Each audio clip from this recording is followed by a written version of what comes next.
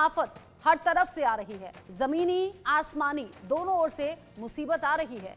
कहीं भूकंप से डर है तो कहीं बिजली गिरने, तूफान और आंधी का खौफ। लोग घरों में रहने के लिए मजबूर हैं। दिल्ली, एनसीआर, बिहार, यूपी, राजस्थान समेत अलग अलग जगह उत्तर भारत में तूफान ने तबाही मचा रखी है। तो तिब्बत, नेपाल, चीन, अफगानिस्तान भूकंप से रोजाना थर-थर कांप रहे हैं। आज तो बांग्लादेश में भी भूकंप के झटके महसूस किए गए। आज मौसम और कुदरत की इसी मार पर हम बात करेंगे। जमीनी आसमानी आफत से कैसे निपटें, इस पर एक्सपर्ट्स भी हमारे साथ में होंगे, जिनसे हम जानेंगे ये संकेत हैं क्या। पिछले महीने 28 मार्च को म्यांमार में धरती इतनी तेज डोली कि बड़ी बड़ी इमारतें धराशायी हो गई। 3,500 से ज्यादा लोगों की मौत हो गई है। 5,000 से ज्यादा लोग जख्मी हैं और कई तो लापता हैं, जिनकी तलाश के लिए रोबोट्स की मदद ली जा रही है। भूकंप से म्यांमार की धरती क्या इस तरीके से हिली कि सब कुछ तबाह हो जाए, और क्या बार बार म्यांमार में भूकंप आते रहेंगे और क्यों आ रहे हैं? रिपोर्ट देखिए और जानिए।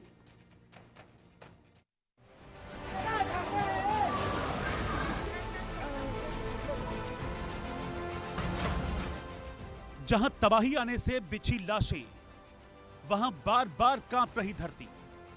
क्या महाविनाश का बज रहा महासायरन? कुदरत की मार, खतरे में म्यांमार। जहां कुछ दिन पहले तबाही आई थी, लाशें बिछ गई थी, वहां धरती फिर बार बार कांप रही है। लगभग हर रोज धरती डोल रही है। म्यांमार में रह रहकर धरती थरथरा रही है। 11 अप्रैल को एक बार नहीं, 2 बार नहीं, बल्कि 3 बार म्यांमार में भूकंप के झटके महसूस किए गए। सुबह 8:02 पर 4.1 तीव्रता का भूकंप आया। सुबह 9:59 पर 4.4 तीव्रता के झटके महसूस किए गए। सुबह 10:28 पर फिर 4.1 तीव्रता का भूकंप महसूस किया गया। अभी म्यांमार में तबाही के निशान मिटे भी नहीं। कई लोगों का आता पता नहीं, उन्हें अलग अलग तरीकों से ढूंढा जा रहा है। अभी तक लापता लोगों की तलाश जारी है और इस ऑपरेशन में भारत सबसे आगे है। แผ่นดินไหวนะครับน้ำกระจายลงมาจากเขา म्यांमार में भारतीय सेना राहत और बचाव के काम में लगी है। इस काम में अत्याधुनिक रोबोटिक म्यूल्स और नैनो ड्रोन्स का इस्तेमाल हो रहा है। ये रोबोटिक म्यूल्स मुश्किल से मुश्किल जगहों पर जाकर लोगों की तलाश कर सकते हैं। म्यांमार में हर दिन हर वक्त लोग डरे हुए हैं। धरती बार बार डोल रही है। कभी भी भूकंप के झटके आ रहे हैं। अब तो ये हाल है कि लोगों को हर भूकंप से तबाही वाला मंजर याद आ जाता है।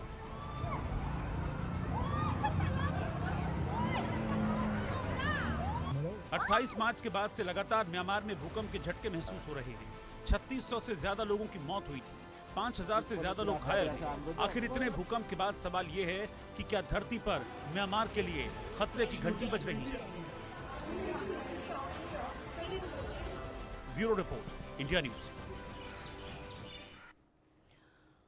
दुनिया के अलग अलग देशों में भूकंप से कांप रही है धरती। साथ ही साथ देश पर मौसम की दोहरी मार भी पड़ रही है। कहीं तेज गर्मी है तो कहीं तूफान ने तबाही मचा रखी है। यूपी, बिहार में तो आंधी तूफान से 100 से ज्यादा लोगों की मौत होने की खबर है, जबकि कई राज्यों में बिजली गिरने और भारी बारिश का अलर्ट भी है।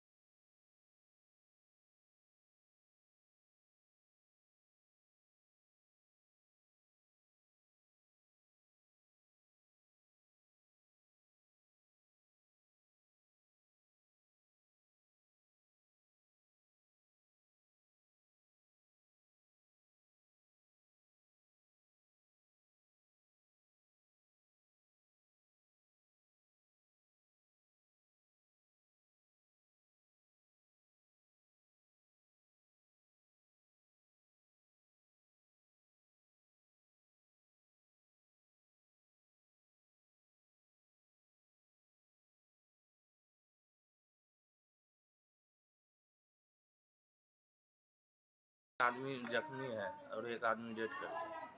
अच्छा, एक आदमी डेथ कर हाँ। गया है। कहाँ पर ठनका गिरा था? मानोपुर मुसारी के पास। मानोपुर मुसारी के पास। हाँ जी। ये सब लोग क्या कर रहे थे? अरे ये लोग गए थे खेत अपना अपना, अच्छा अच्छा। तो उसी में बिहार में एक ही दिन में 15 जिलों में 58 लोगों की जान चली गई। तूफान से 35 लोगों की मौत हो गई। बिहार में वज्रपात यानी बिजली गिरने की घटना से 24 घंटे में कुल 22 लोगों की मौत हो गई है और 11 से ज्यादा लोग गंभीर रूप से झुलस चुके हैं। खास तौर पर जो ग्रामीण इलाके हैं, दियारा वाले इलाके हैं, वहां पर ठनका गिरने से लोगों की असमय मौत हो रही है। देखिए कि ठनका गिरने की वजह से दरभंगा में 5 लोगों की मौत हो गई, बेगूसराय में 5 लोगों की मौत हो गई है। इसके अलावा समस्तीपुर की बात करें, सहरसा की बात करें, मधुबनी की बात करें, इन तमाम जगहों पर ठनका गिरने की वजह से लोगों की मौत हुई है और कई लोग जो हैं वो गंभीर रूप से झुलस चुके हैं, जो जिंदगी से जद्दोजहद कर रहे हैं।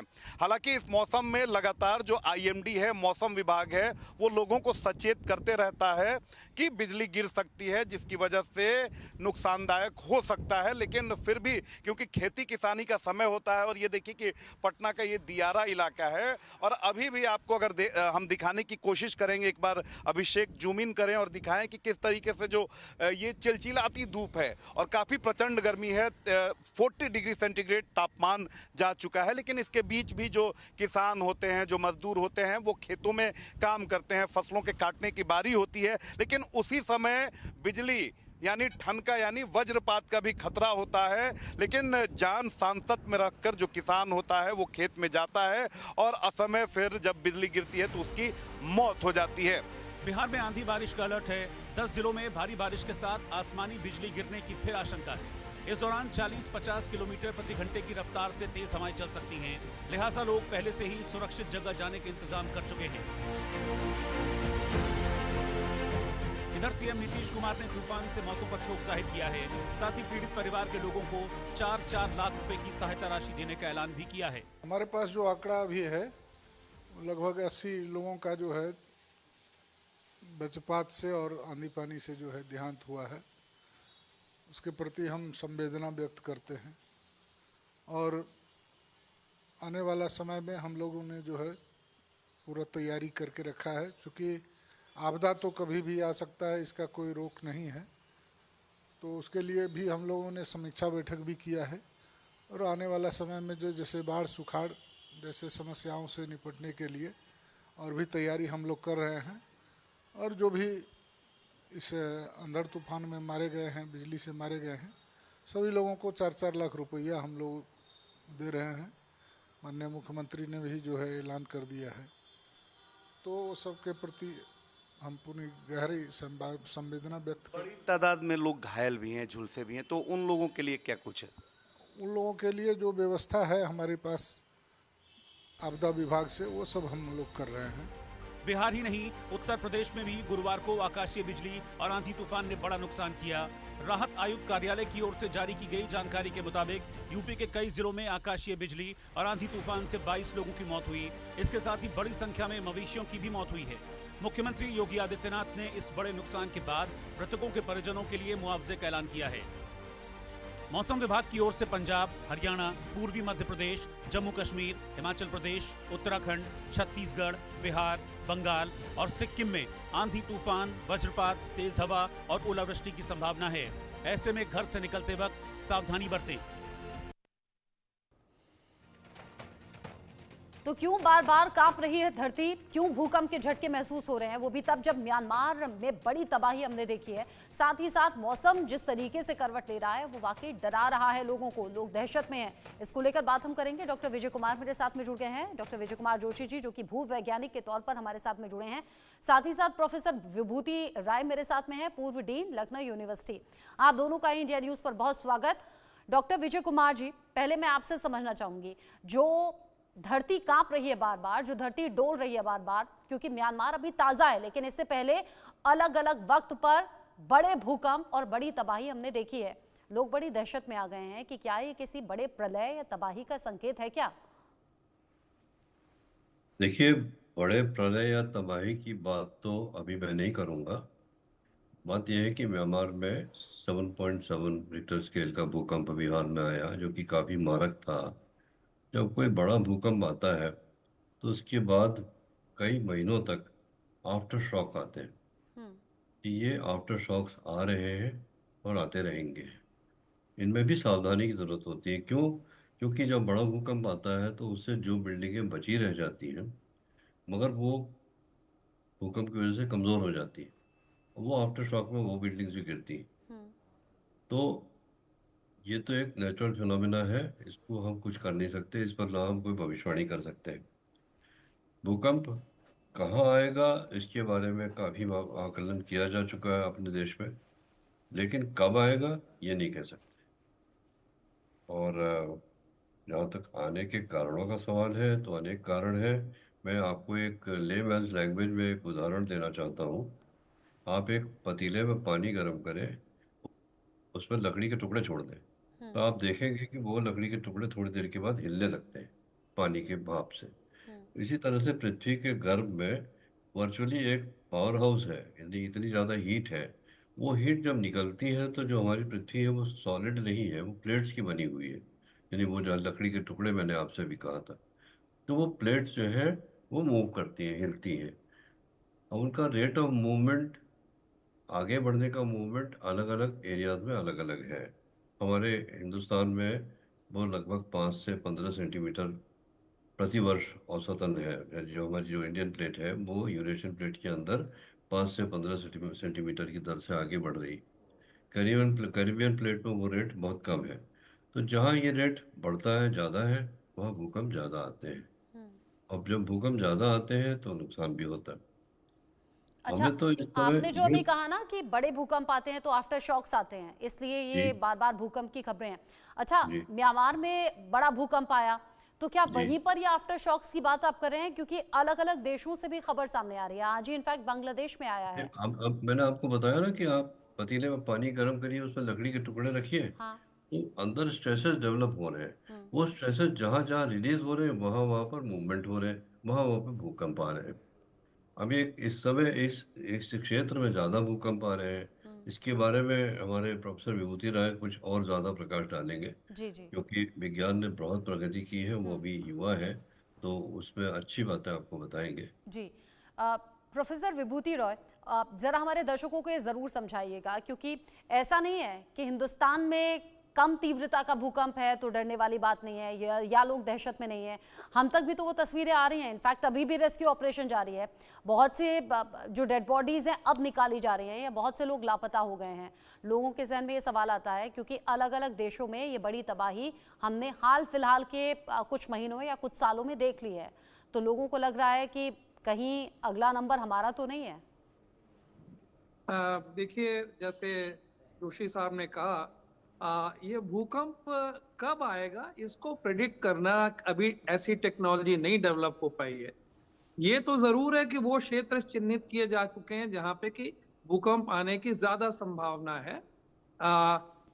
भूकंप आने से तबाही नहीं होती, बिल्डिंग्स के गिरने से तबाही होती है।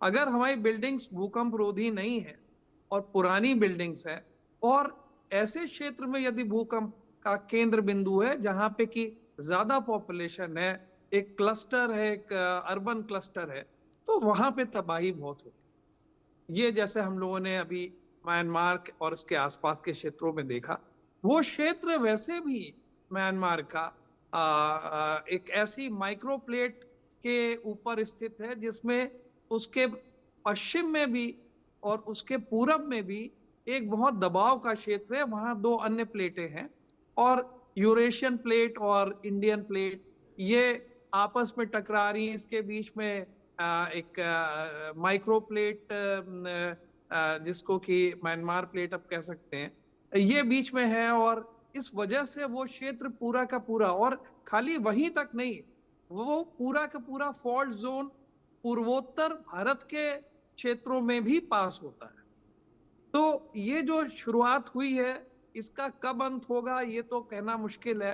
बड़े भूकंप से पहले प्री शॉक्स आते हैं, और उस भूकंप का जब मेन झटका आ जाता है उसके बाद कई महीनों तक आफ्टर शॉक्स आते हैं। तो और उसके दौरान जो वहां पे स्ट्रेसेस हैं वो कमजोर पड़ते जाते हैं।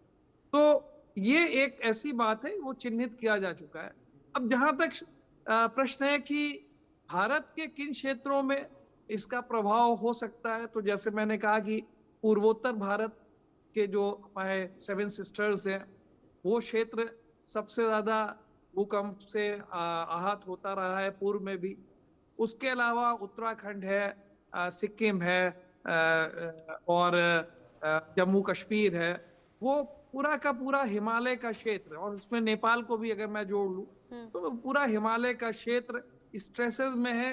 हिमालय बना ही जो इंडियन प्लेट है वो यूरेशियन प्लेट के नीचे धंस रही है, उसके कारण हिमालय का उद्भव हुआ, और ये लगातार लगभग 5 से लेके 10 सेंटीमीटर तक आजकल जो मापा गया है करीब 4.5 सेंटीमीटर तक पूरा जो इंडियन प्लेट है वो नॉर्थ ईस्ट की तरफ पुश कर रही है।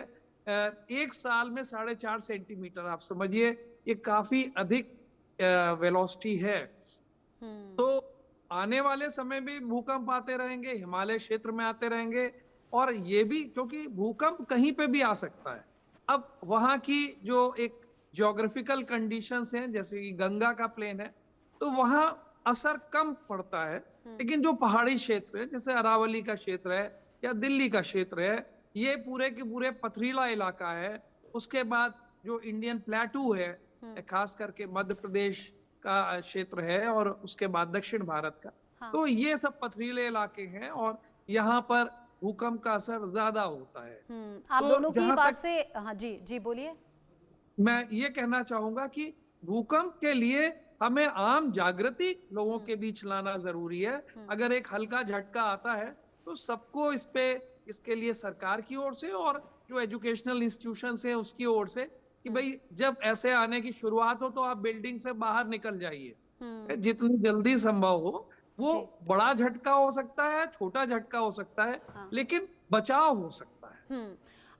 आप दोनों की बात से इतना भी समझ आया मुझे कि अगर कहीं बड़ा भूकंप आ चुका है, जैसे कि अभी हम म्यांमार में देख रहे हैं कि बड़ी बड़ी इमारतें, दरारें आ गई हैं या पहले से क्षतिग्रस्त हो गई हैं, तो उसमें ज़रूरी नहीं कि अब तेज़ ही भूकंप आएगा तो नुकसान होगा, क्योंकि ऑलरेडी कुछ डैमेज हो चुका है, तो अब हल्के झटकों से भी वो इमारतें गिर सकती हैं या गिर रही हैं, इसलिए नुकसान हो रहा है। अच्छा, दूसरी एक बात है, अभी कुछ ही देर पहले यहाँ दिल्ली एनसीआर में बड़ा तेज भयंकर भूकंप आया है, और सिर्फ दिल्ली एनसीआर नहीं बल्कि हिंदुस्तान के अलग अलग हिस्सों में तेज भूकंप आ रहे हैं, बिजली गिर रही है, लोगों की जान जा रही है।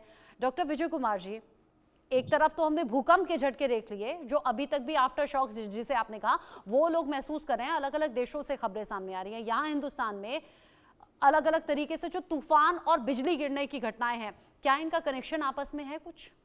जी नहीं, इनका कोई कनेक्शन नहीं है। बिजली गिरना, बारिश होना, ओलावृष्टि होना, ये सब मौसम के परिवर्तन के निशानियां हैं। और चूंकि हम एक ग्लोबल वार्मिंग के एरा में जी रहे हैं, इसमें एक्सट्रीम्स बहुत होती हैं। एक्सट्रीम बारिश होगी, एक्सट्रीम सूखा पड़ेगा, तो जब एक्सट्रीम्स होती हैं तो ये उसका परिणाम है। और ये एक ऐसी चीज़ है, वैसे भी अप्रैल के महीने में हमेशा से तूफान आते रहे हैं, आज से नहीं, कई सौ साल से आते रहे हैं। कलकत्ता वगैरह में इसी टाइम पर काल वैशाखी आती रही है, आती है, अभी भी आती है। और जहाँ तक सवाल ये तूफान है, इनके बारे में तो आईएमडी ने बहुत अच्छा विकसित कर लिया है, काफ़ी टाइमली वार्निंग मिल जाती। अब उसकी वार्निंग को हम ये मान के चलते हैं कि मौसम की भविष्यवाणी तो हमेशा उल्टी होती है, ऐसा नहीं होता। अब मैथमेटिकल मॉडलिंग बहुत स्ट्रांग हो चुकी है, तो आईएमडी की वार्निंग को सीरियसली लेना चाहिए। अगर आईएमडी ने कहा है कि आज दिल्ली में ये बारिश होगी, बिजली गिरेगी, तो आपको इसके लिए तैयार रहना चाहिए। और वो एक कोइंसिडेंस है कि भूकंप के साथ साथ आ रहा है, तो वो उसका कोई आपस में संबंध नहीं है। अच्छा, आपस में संबंध नहीं है, लेकिन आप तो पढ़ी लिखी लैंग्वेज में ये सब कह रहे हैं क्योंकि आपने इस पर रिसर्च की है, आपने पढ़ाई की है। घर में हम देखते हैं ना, अक्सर जो बड़े बुजुर्ग होते हैं, ख़ास तौर से जो गांव देहात के लोग होते हैं, कहते हैं कि कोई विपदा आने वाली है, जगह जगह धरती भी डोल रही है, भूकंप भी आ रहा है और देखो बड़ा तूफान और नुकसान भी देखने को मिल रहा है। यहाँ ये अक्सर होता है, आप ठीक कह रहे हैं कि भूकंप भी आता है और बारिश भी हो जाती है, डबल मार पड़ती है। लेकिन आप जरा दूसरे एंगल से सोचिए इस बात को। आप उसके तकनीकी कारणों पर थोड़ी देर के लिए रुक जाइए।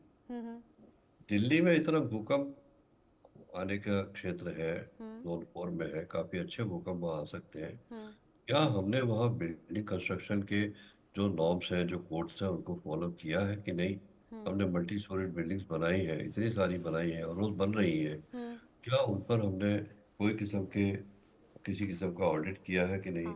और ये चीज़ दिल्ली में ही नहीं लागू होती, जितने बड़े शहर हैं, क्राउडेड शहर हैं, जैसा अभी प्रोफेसर राय ने कहा था कि जहाँ पर भी क्राउड ज़्यादा है वहाँ पर बिल्डिंग कंस्ट्रक्शन के जो नॉर्म्स हैं उनको स्ट्रिक्टली इम्प्लीमेंट किया जाना चाहिए। क्या वो रियली इम्प्लीमेंट होते हैं? क्या किसी ने देखा है कि वो इम्प्लीमेंट हुए हैं कि नहीं बिल्कुल। हुए हैं?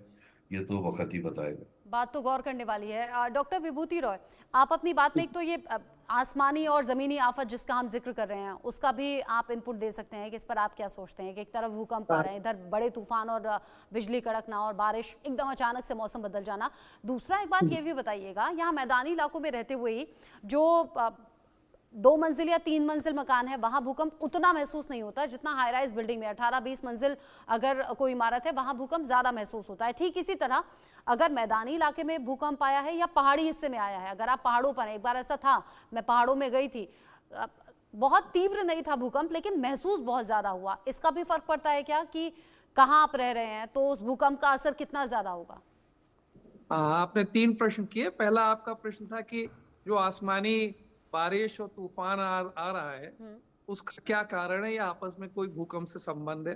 तो आपस में तो कोई संबंध नहीं है, लेकिन ये बात जरूर है कि हम लोग एक क्लाइमेट केओस के मॉड्यूल में रह रहे हैं।